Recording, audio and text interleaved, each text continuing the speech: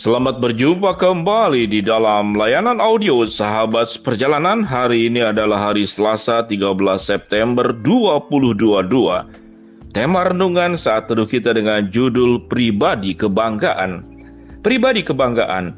Firman Tuhan terambil dalam Efesus 1 ayat 15 sampai ke 16. Demikian bunyi firman Tuhan.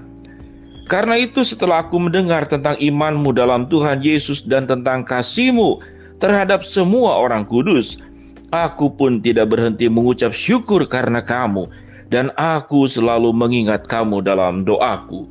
Mari kita berdoa.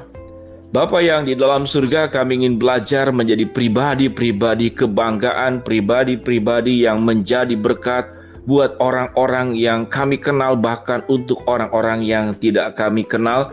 Dan biarlah kebanggaan yang dibanggakan orang lain itu semua semata-mata hanya untuk kemuliaan Tuhan. Dalam nama Tuhan Yesus kami berdoa. Amin. Sahabat seperjalanan yang dikasihi Tuhan, menjadi pribadi yang membanggakan. Bangga tidak identik dengan sombong. Karena bangga itu sifatnya positif, namun kalau sombong sifatnya negatif. Kalau bangga artinya merasa bersyukur seperti doa yang diucapkan kepada jemaat di Efesus oleh Paulus. Apa yang dikatakan? Dan aku tidak berhenti mengucap syukur karena kamu, dan aku selalu mengingat kamu dalam doaku. Paulus begitu membanggakan jemaat di Efesus, dan di dalam lembaga Alkitab Indonesia disebut sebagai kekayaan orang-orang yang terpilih. Mereka setelah menerima Yesus sebagai juru selamat, mereka bertumbuh. Bagaimana bertumbuh menjadi semakin serupa dalam prosesnya seperti Yesus. Sahabat seperjalanan, bagaimana menjadi pribadi yang menjadi kebanggaan? Kalau kita baca kembali ayat tadi dalam Efesus 1 ayat 15-16. Karena itu, setelah aku mendengar tentang imanmu dalam Tuhan Yesus dan tentang kasihmu terhadap semua orang kudus, aku pun tidak berhenti mengucap syukur karena kamu, dan aku selalu mengingat kamu dalam doaku. Ada dua hal yang membuat Paulus bersyukur. Ada dua hal yang membuat Paulus bangga kepada jemaat di Efesus. Yang pertama adalah tentang imanmu dalam Tuhan Yesus. Yang kedua adalah tentang kasihmu terhadap semua orang kudus. Jadi ada dua yang membanggakan. Yang pertama adalah jemaat di Efesus tetap memiliki iman yang terpaut, terikat kepada Yesus dan tidak kepada yang lain. Yang kedua adalah bagaimana kehidupan jemaat di Efesus dikatakan mereka punya kasih terhadap semua orang kudus. Jadi di antara mereka hidup dalam kerukunan. Di antara mereka punya kasih yang saling membantu, saling menopang, saling menolong. Dalam istilah yang sering kita dengar, silih asah, silih asih, dan silih asuh.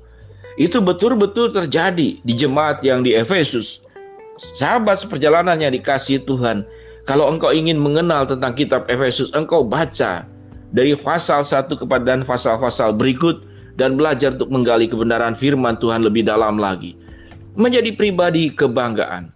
Sahabat seperjalanan yang dikasihi Tuhan, kehidupan kita sebagai orang-orang percaya, maka seyogianya kita pun hidup seperti jemaat di Efesus. Yang bersyukur tidak hanya jemaat di Efesus, mereka punya iman yang tetap terpaut kepada Yesus Kristus, dan mereka punya kasih yang diungkapkan kepada saudara-saudara mereka. Dan kemudian tentu ini membanggakan apa yang diperjuangkan oleh Paulus selaku orang tua rohani, selaku bapa rohani, buat jemaat di Efesus itu berbuahkan hasil. Benih yang ditabur, benih firman, benih Injil yang ditabur oleh Paulus kepada jemaat di Efesus mengalami sebuah pertumbuhan. Benihnya tidak mati. Jemaat di Efesus menjadi tanah yang subur, yang menerima benih firman dan kemudian tumbuh dengan baik. Jemaat di Efesus bukan tanah yang berbatu-batu. Jemaat di Efesus bukan jemaat yang adalah di semak berduri. Jemaat Efesus juga bukan tanah yang ada di pinggir jalan, yang tumbuh sebentar kemudian firman dan kebenaran itu menjadi mati dan sirna. Tapi jemaat di Efesus menjadi tanah yang subur. membuka diri sepenuh-penuhnya kepada kebenaran firman Allah, dan itu yang membuat kemudian Paulus rasa syukur yang mendalam atas iman kepada Tuhan Yesus dan juga atas kasih mereka kepada orang-orang kudus dan tentunya juga kepada orang-orang lain. Sehingga Paulus berkata, "Aku bersyukur setelah mendengar tentang imanmu, dan aku tidak berhenti-henti bersyukur. Aku selalu mengingat kamu dalam doaku." Sahabat seperjalanan, bagaimana kehidupan kita sebagai orang-orang percaya? Apakah kita menjadi jemaat di Efesus? Kita dibesarkan tentu dengan doa-doa orang tua. Paulus adalah bapak rohani, orang tua rohani buat jemaat di Efesus. Kita pun punya orang tua, orang-orang yang membimbing, orang-orang yang mendidik dari kita kecil, orang-orang yang berharap kita bertumbuh menjadi orang yang benar, orang yang sukses, orang yang memberkati. Bahwa kehidupan kita dari terlahir itu dibesarkan dengan harapan-harapan orang-orang yang sudah memberikan segala sesuatu yang terbaik atas hidup kita. Apakah kita bisa menjadi pribadi yang membanggakan buat orang tua?